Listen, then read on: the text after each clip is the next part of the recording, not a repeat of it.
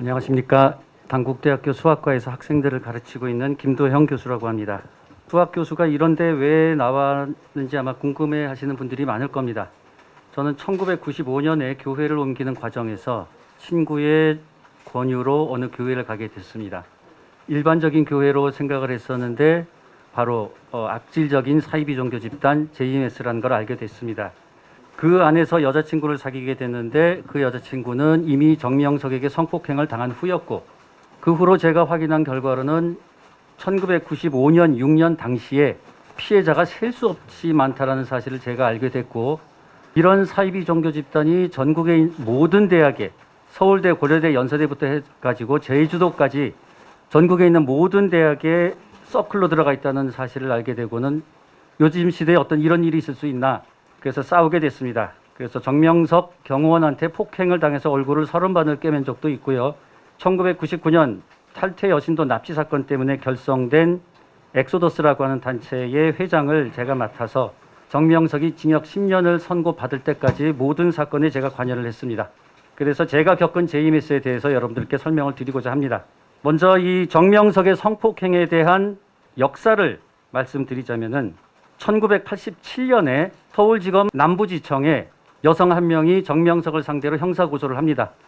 죄명은 피보호자 간음 혐의고 주임 검사는 주철수라고 하는 이름의 검사님이셨습니다. 그러나 당시 성범죄는 친고죄였기 때문에 결국에 고소인이 고소를 취소하는 바람에 피보호자 간음 혐의로 공소권 없음 처분이 난 것이 1987년입니다. 그리고 서울중앙지방법원 2000 가합 626-175 손해배상 사건의 판결문을 근거해서 지금 말씀을 드리자면은, 1989년에 당시 고등학생이던 신모 씨를 정명석이 성폭행했습니다. 고등학교 2학년 여학생이었습니다. 1982년에는 또 다른 신모 씨를 성폭행했는데 이 신모 씨는 당시 재수생이었습니다. 1982년에 또 다른 신모 씨를 성폭행했는데 이 신모 씨는 당시 대학생이었습니다. 이 세 명은 모두 자매들입니다. 세 자매를 전부 다 성폭행했던 인간이 바로 JMS 교주 정명석입니다. 다들 아시겠지만 2003년 2월에 정명석이는 또다시 여신도를 홍콩으로 불러들여서 또다시 강간합니다. 그 피해자는 쌍둥이 자매입니다. 쌍둥이 자매를 한날 한시에 한 침대에서 성폭행을 한 사람이 JMS 교주 정명석입니다. 또한 2001년에 말레이시아에서 준강제 추행으로 한국 여대생을 추행을 했고, 2006년에는 중국으로 밀항한 주제에 태권도부 여신도 2명을 또다시 강간 치상의 범죄를 저질렀습니다. 그래서 이 말레이시아 사건과 홍콩 쌍둥이 자매 강간 사건, 그리고 2006년 태권도부 여신도 성폭행 혐의로 2009년 징역 10년을 선고받았습니다.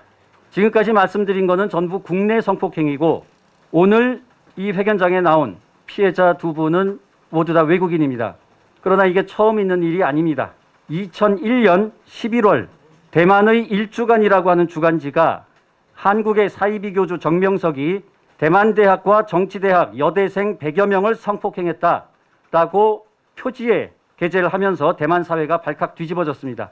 여러분들께서 한번 조사해 보시면 아시겠지만 당시 2001년 대만의 올해의 10대 뉴스 3위에 정명석 성폭행 문제가 랭크인 됐습니다.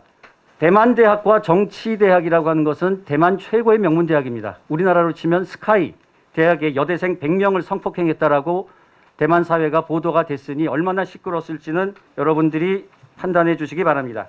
2002년 10월에는 일본의 위클리 포스트라는 주간지가 한국의 섹스교가 일본에 상륙했다라는 제목으로 연 5주 동안 보도를 했습니다. 그리고 일본인 성폭행 피해자에 대해서도 상세하게 보도를 한 바가 있습니다.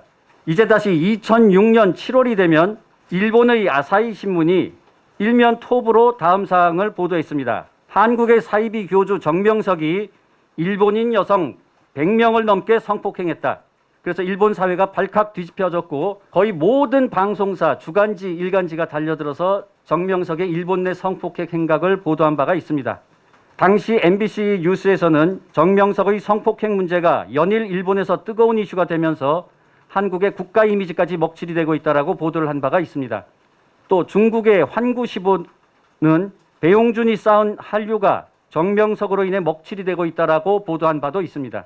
정명석이 징역을 살고 있던 2017년 호주 SBS 방송국의 더 피드라고 하는 프로그램에서 또다시 정명석의 성폭행 행각을 보도를 하였는데 리즈라고 하는 호주인 여성이 자신이 JMS 안에서 겪었던 일을 폭로한 바가 있습니다. 지금도 여러분들께서 유튜브에서 JMS 호주로 검색해 보시면 그 동영상을 보실 수가 있습니다. 성폭행은 여기까지만 말씀드리고 다음은 테러에 대해서 말씀드리겠습니다. 1999년 1월 7일 MBC, KBS, SBS 모든 뉴스를 보시면 확인하실 수 있으시겠지만 탈퇴 여신도를 서울에서 납치를 해서 충남 금산의 JMS 교단 본부로 납치해 가던 중에 신고를 받고 출동한 경찰에 여신도가 구출되는 사건이 벌어졌습니다.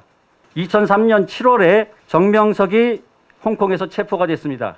그러자 바로 그 다음 달인 2003년 8월 30여 명의 JMS 광신도들이 반 JMS 단체인 엑소더스 사무실을 습격을 했습니다. 당시 시사저널 기자가 취재 중이었는데 시사저널 기자도 함께 폭행을 당한 바가 있습니다. 두 달 후인 2003년 10월에 다시 광신도들이 엑소더스 사무실을 습격을 해서 쇄골에 금이 가는 중상을 입은 피해자가 생겼습니다. 2003년 10월 6일 홍콩에서 직접 정명석을 체포했던 저희 회원이 귀갓길에 2003년 10월 26일에 전북 전주에서 쇠파이프로 테러를 당했습니다. 미리 센서 등의 전구를 전부 다 뽑아놔서 불이 들어오지 않게 미리 준비하고 대기하고 있다가 피해자가 계단을 올라올 때 아래쪽에서 3명이 올라오고 위에서 1명이 내려오면서 쇠파이프로 머리를 집중적으로 가격을 했습니다. 사흘 후인 2003년 10월 29일에는 경기도 용인에서 60대 노인이 귀갓길에 쇠파이프로 테러를 당했습니다. 그 노인은 JMS랑 아무 관련이 없고 그 노인의 아들이 반 JMS 단체 회장이라는 이유 하나로 무방비 상태에서 안면골이 모두 함몰되는 중상을 입었습니다. 2004년엔 경북 포항에서 JMS 여신도 5명이 같은 JMS 여신도를 주먹과 발, 막대기, 휴대폰 충전기 등으로 마구 때려서 사망케 하는 사건이 발생했습니다. 또 다른 JMS 남자 신도는 이 폭행치사, 상해치사 사건을 은폐하여 증거를 인멸하다가 구속된 바가 있습니다. 따라서 지금 정명석을 새로이 고소하는 피해자들의 신변이 몹시 위험한 상황이라고 저는 생각을 합니다. 자, 이제 정명석이가 징역 10년을 살고 난 이후에 출소 후 피해자에 대해서 제가 말씀드리겠습니다. 오늘 영국 국적 피해자와 호주 국적 피해자가 참석을 했습니다. 하고 형사 고소를 합니다만 제가 만난 피해자는 훨씬 많습니다. 저는 2019년에 이미 한국인 피해자를 만났고 그러나 두려움 때문에 피해 여성은 고소를 포기했습니다.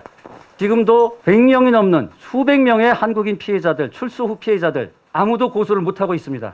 외국인 피해자가 이 정도 나올 정도면 한국인 피해자가 어느 정도일지 여러분들이 미루어 짐작하실 수 있을 겁니다. 바로 작년 8월 외국인 여성이 정명석을 성범죄 혐의로 형사 고소했습니다. 그런데 고소인 조사도 받기 전에 JMS 측이 그 정보를 전부 다 입수했습니다. 고소 사실과 고소인의 신상 정보까지 전부 다 누설이 돼서 고소인은 두려움으로 고소를 취하했습니다. 충남경찰청에서 작년 12월에 불송시 결정을 한 바가 있습니다. 마지막으로 말씀드리겠습니다. 정명석이 징역 10년을 복역하는 동안 대전교도소에서 비키니 옷차림의 여신도 사진을 수십 장, 수백 장 받아보고 그중에서 예쁜 여자를 골라서 한국으로 면회를 오게 만듭니다. 교도 성범죄자가 징역을 사는데 비키니 여신도 사진을 꽂아두고 있는 꼴이 벌어지는 게 이 나라니 대전교도소는 재소자가 성범죄 재소자 관리를 제대로 하는 것인지 묻지 않을 수가 없고 작년 8월에 외국인 여성이 성범죄로 고소를 했음에도 법무부 보호관찰소는 이걸 인지하고 있는 건지 묻지 않을 수가 없습니다. 전자발찌가 장식품도 아니고 전자발찌 찬 사람이 또다시 성범죄를 저질렀는데 보호관찰소는 어떤 역할을 했는지 묻지 않을 수가 없습니다. 이상입니다. 감사합니다.